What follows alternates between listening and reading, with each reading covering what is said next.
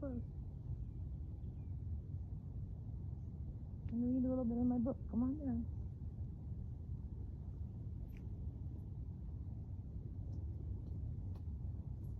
Good boy. Good boy.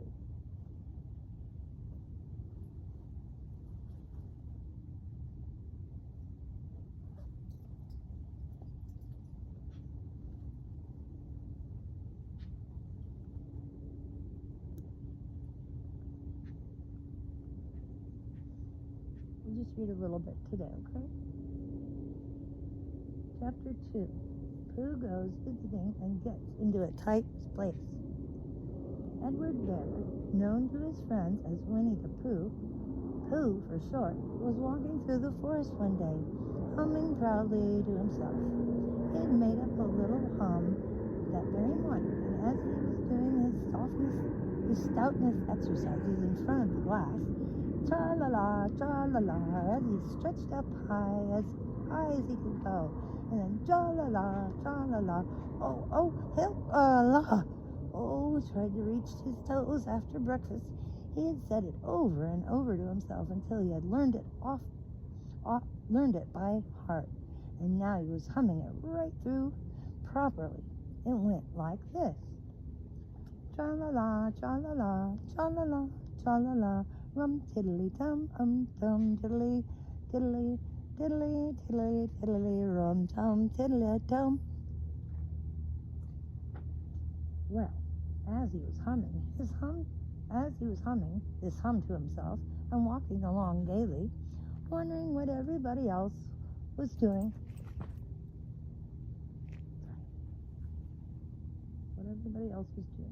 Sorry, I dropped the book.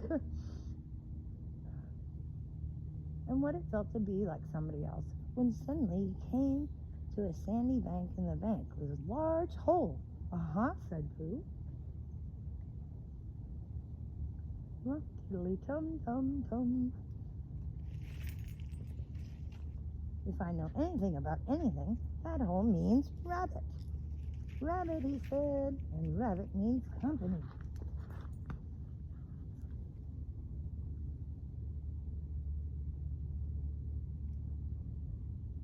And company means food, and listening to me humming, and such a rum-dum-tum-dily-tum. Is anybody home?" he called out. He bent down, put his head into the hole. "Is anybody home?" There was a sudden scuffling noise from inside the hole, and then silence. "What?" I said. "Is anybody home?" called out Pooh very loudly. "No," said the voice, and then added, "You needn't shout so loud. I heard you quite well the first time." "Bother," said Pooh. "Isn't there anybody here at all?" "Nobody." Winnie the Pooh took his head out of the hole and thought for a little, and then thought to himself, "There must be somebody there, because somebody must have said nobody." So he put his head back in the hole and said, "Hello, Rabbit. Isn't that you?" "No," said Rabbit, in a different sort of voice this time. "But isn't that Rabbit's voice?" "I don't think so," said Rabbit. "It isn't meant to be." "Oh," said Pooh. He took his head out of the hole and had another think, and then he put his head back in the hole and said, "Well, could you be very kindly and tell me where Rabbit is?" "He has gone to see a friend, Pooh Bear, who is a great friend of his."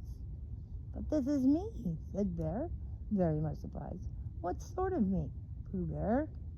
"Are you sure?" said Rabbit, still more surprised. Quite sure," said Pooh.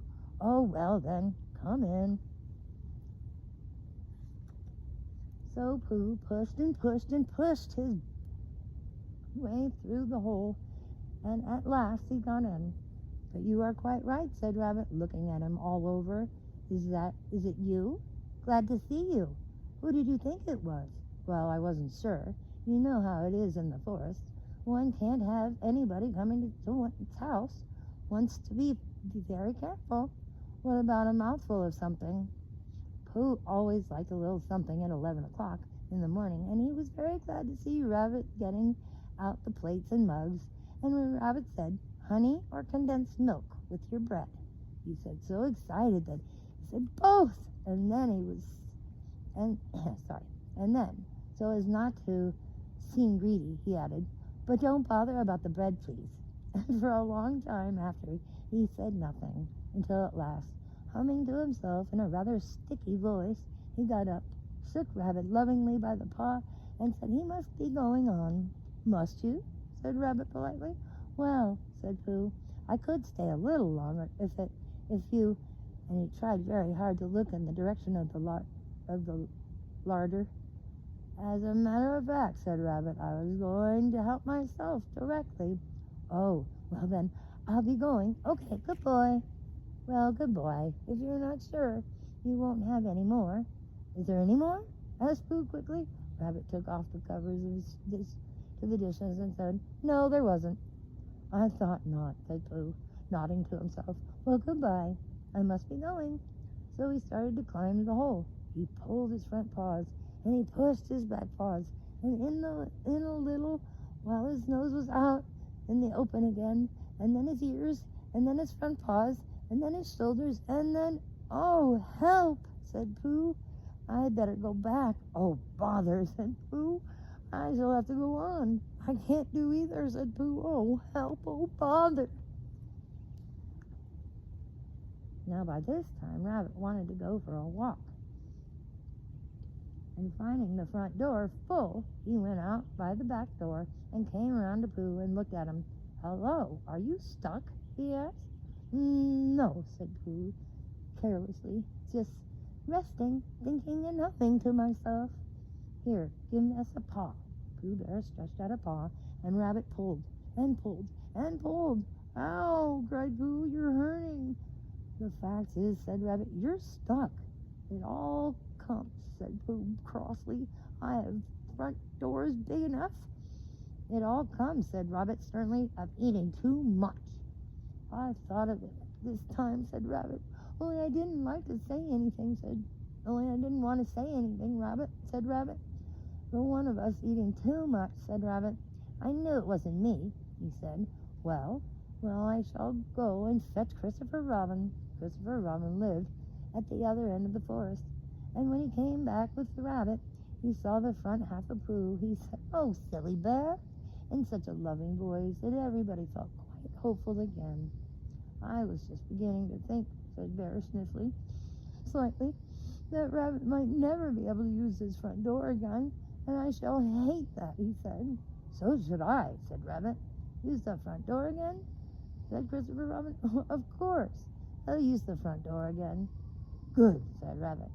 If we can't pull out Pooh, we might have to push you back. Rabbit scratched his whiskers thoughtfully and pointed out that when once Pooh was pushed back, he was back, and of course nobody was more glad to see Pooh than he was. Still there it was. Some lived in trees and some lived underground, and you mean I'd never go out, said Pooh. I mean, said Rabbit, that you're having not to go far. It seems a pity to waste it. Christopher Robin nodded. Then there is only one thing to be done, he said. We shall have to wait for you to get thin again.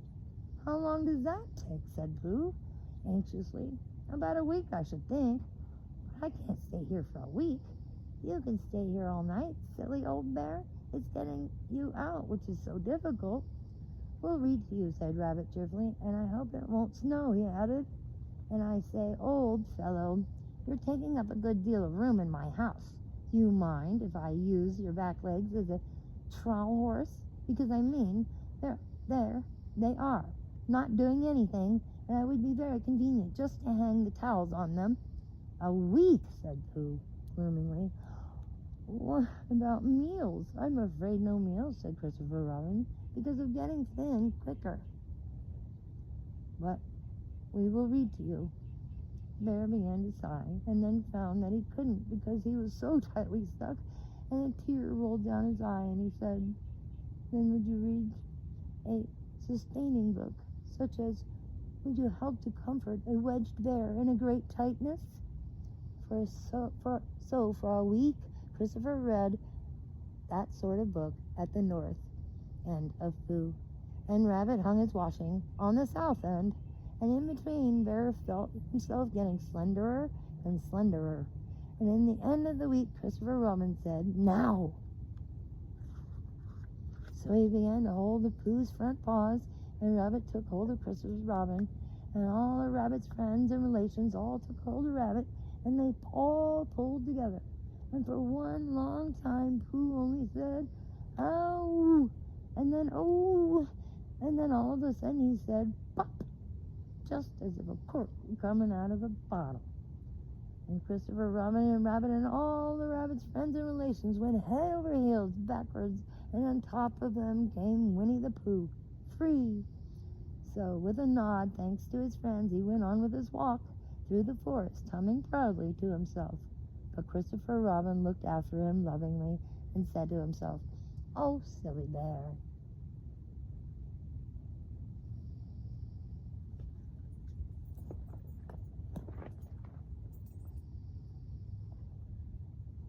And that's the end of chapter 2. We'll have chapter 3 tomorrow, which is called Pooh and Piglet Go Hunting and Nearly Catch a Woozle. I wonder what a woozle is. Thank you for reading with me. Have a beautiful day, my friends.